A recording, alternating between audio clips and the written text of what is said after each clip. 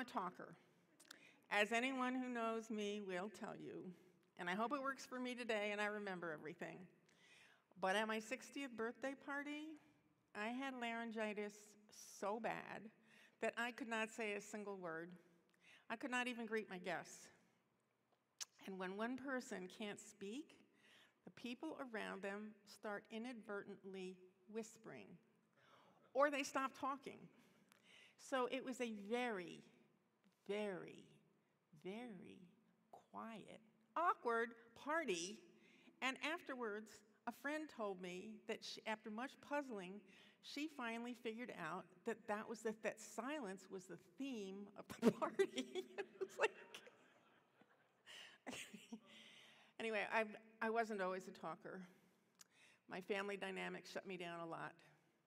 But I had a wonderful sanctuary, an emotional home, right outside my door in the community of Lincoln University, Pennsylvania, the first historically black university, which gave me the love and acceptance I needed to find my voice, my joy, and my down-to-earth self.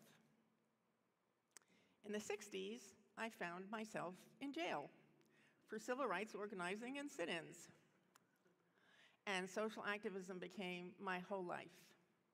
And it has been my greatest honor to be embraced by folks in Harlem and Newark, where white people are afraid to go and learn what they're afraid to know. But that cherished ground gave way when I began interviewing people I had grown up with in Lincoln, where we had, as one black interviewee put it, probably as integrated an environment as there ever has been.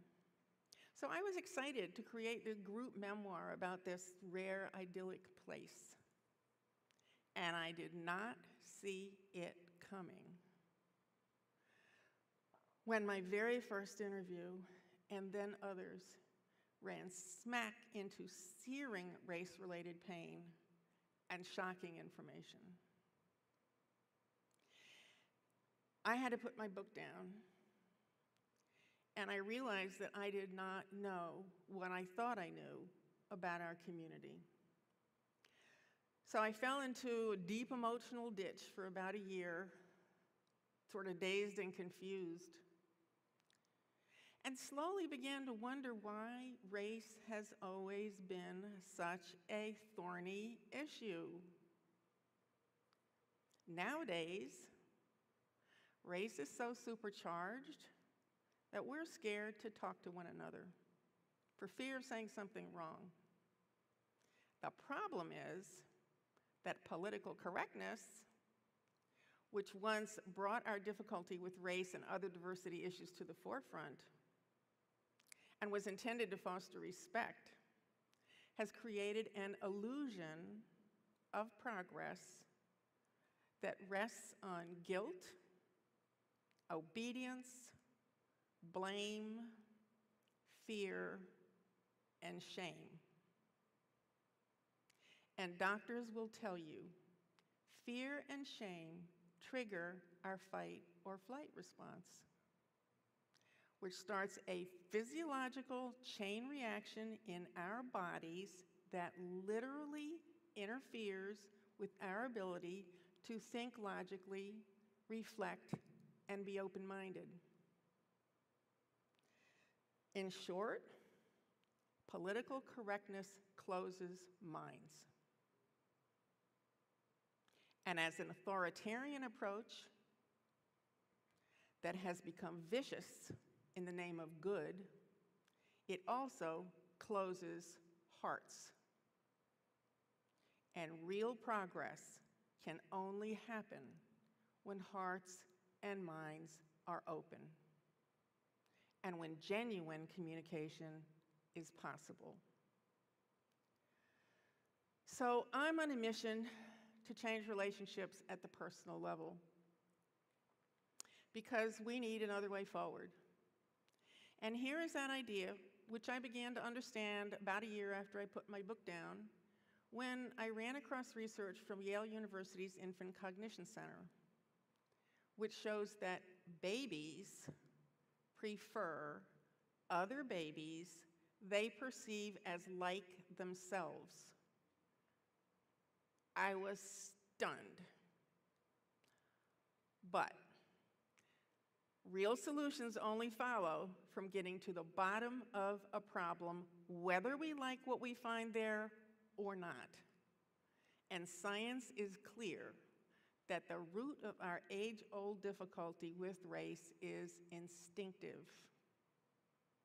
Further research available through the National Institutes of Health shows that by the time infants of all skin colors are 3 months old, they prefer same race faces based on familiarity.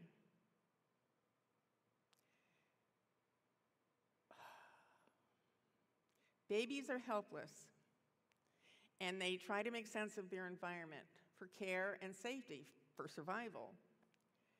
And we are a social species with a primal fear of not belonging. So just like those babies, we tend to seek the familiar and fear the unknown. It's just how we are. But we are at a precipice, and we need to find a way to neutralize the catastrophic effects of this instinct. One simple step we can take is to respect everyone's individuality.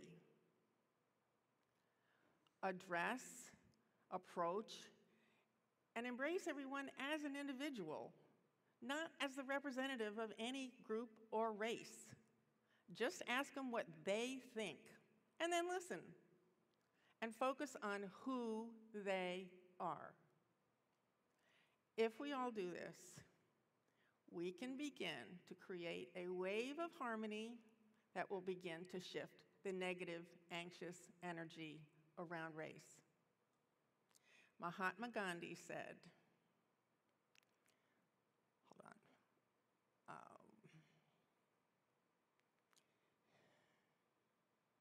It is our ability to reach unity in diversity that will be the beauty and the test of our civilization.